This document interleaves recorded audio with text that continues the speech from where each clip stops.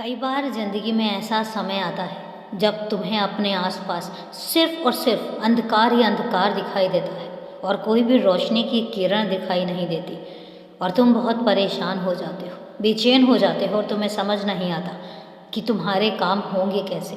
तो सुनो, मैंने अपने बच्चे को जब गोद लिया है, जब मैंने अपने बच्चे को अपनाया है, तो फिर कितना भी अंधेरा क्यों ना हो, और मैं तुम्हें एक बात कहता हूँ कि जब कभी चारों तरफ अंधेरा हो और कुछ भी समझ ना आए, तब समझ लेना कि तुम्हारे बाबा की लीला बस शुरू हो चुकी है।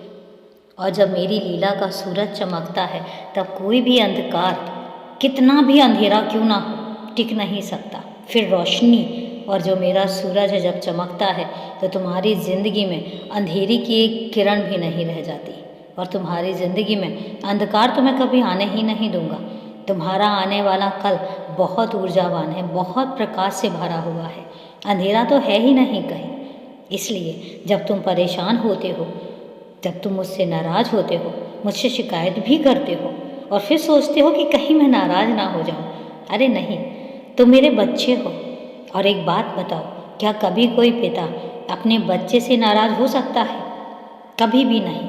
मेरी नाराज़गी तुमसे कभी थी ही नहीं। ये हो सकता है कि कई बार तुम्हारे मन के मुताबिक काम ना हो और तुम्हें ऐसा लगे कि तुम्हारा बाबा तुमसे नाराज़ हो गया है, लेकिन मैं नाराज़ नहीं होता हूँ।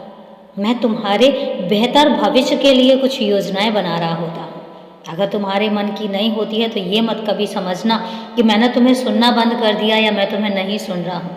मैं हर कदम हर पल तुम्हें सुन रहा होता हूँ और मैं तुम्हारे लिए ही बहुत कुछ योजनाएं बना रहा होता हूँ, तुम्हारे लिए काम कर रहा होता हूँ। और उस समय पर तुम ऐसा सोच बैठते हो कि मैं सुनता नहीं हूँ, मैं ध्यान नहीं देता हूँ, लेकिन मैं उस समय भी ध्यान दे रहा होता हूँ।